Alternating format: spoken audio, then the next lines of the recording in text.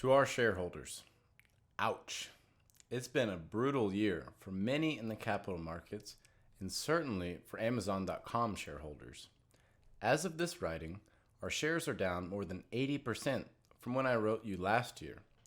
Nevertheless, by almost any measure, Amazon.com, the company, is in a stronger position now than at any time in its past.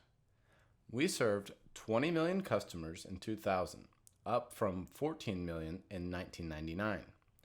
Sales grew to $2.76 billion in 2000 from $1.64 billion in 1999. Pro forma operating loss shrank to 6% of sales in Q4 2000 from 26% of sales in Q4 1999. Pro forma operating loss in the U.S. shrank to 2% of sales in Q4 2000 from 24% of sales in Q4 1999. Average spend per customer in 2000 was $134, up 19%. Gross profit grew to $656 million in 2000 from $291 million in 1999, up 125%. Almost 36% of Q4 2000 U.S. customers purchased from one of our non-BMV stores, such as electronics, tools, and kitchen. International sales grew to $381 million in 2000 from $168 million in 1999. We helped our partner ToysRUs.com sell more than $125 million of toys and video games in Q4 2000. We ended 2000 with cash and marketable securities of $1.1 billion, up from $706 million at the end of 1999, thanks to our early 2000 Euro convert financing. And most importantly, our heads-down focus on the customer was reflected in a score of 84 on the American Customer Satisfaction Index. We are told this is the highest score ever recorded for a service company in any industry. So, if the company is better positioned today than it was a year ago, why is the stock price so much lower than it was a year ago? As the famed investor Benjamin Graham said, in the short term, the stock market is a voting machine. In the long term, it's a weighing machine. Clearly, there was a lot of voting going on in the boom year of '99, and much less weighing. We're a company that wants to be weighed, and over time, we will be. Over the long term, all companies are. In the meantime, we have our heads down working to build a heavier and heavier company. Many of you have heard me talk about the bold bets that we as a company have made and will continue to make. These bold bets have included everything from our investment in digital and wireless technologies to our decision to invest in smaller e-commerce companies, including Living.com and Pets.com, both of which shut down operations in 2000. We were significant shareholders in both and lost a significant amount of money on both. We made these investments because we knew we wouldn't ourselves be entering these particular categories anytime soon, and we believed passionately in the land rush metaphor for the internet. Indeed, that metaphor was an extraordinarily useful decision aid for several years starting in 1994, but we now believe its usefulness largely faded away over the last couple of years.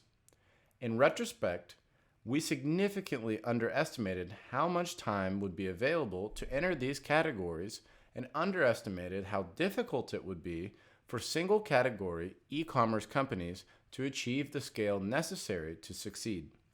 Online selling, relative to traditional retailing, is a scale business characterized by high fixed costs and relatively low variable costs. This makes it difficult to be a medium-sized e-commerce company. With a long enough financing runway, Pets.com and Living.com may have been able to acquire enough customers to achieve the needed scale. But when the capital markets closed the door on financing internet companies, these companies simply had no choice but to close their doors.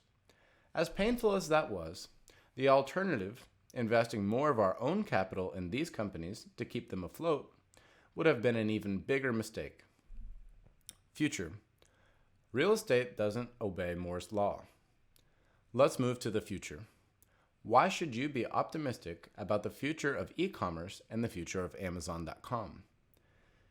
Industry growth and new customer adoption will be driven over the coming years by relentless improvements in the customer experience of online shopping.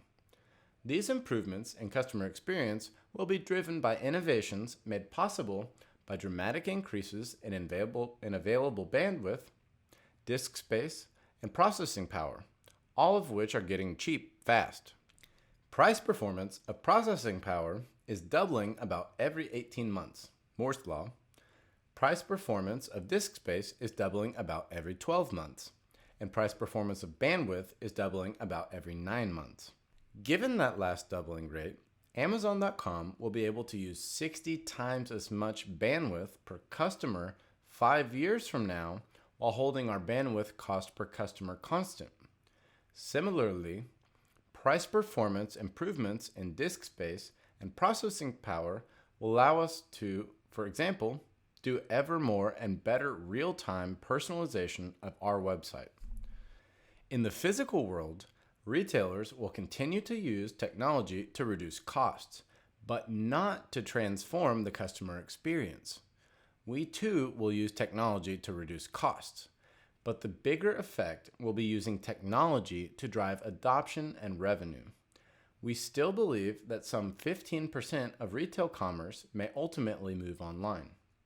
While there are no foregone conclusions, and we still have much to prove, Amazon.com today is a unique asset.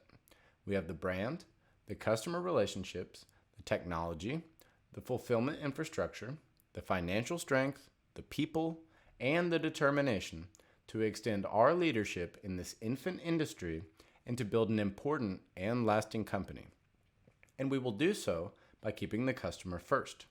The year 2001 will be an important one in our development. Like 2000, this year will be a year of focus and execution. As a first step, we've set the goal of achieving a pro forma operating profit in the fourth quarter. While we have a tremendous amount of work to do, and there can be no guarantees, we have a plan to get there. It's our top priority, and every person in this company is committed to helping with that goal. I look forward to reporting to you our progress in the coming year. As I usually do, I've appended our 1997 letter, our first letter to shareholders.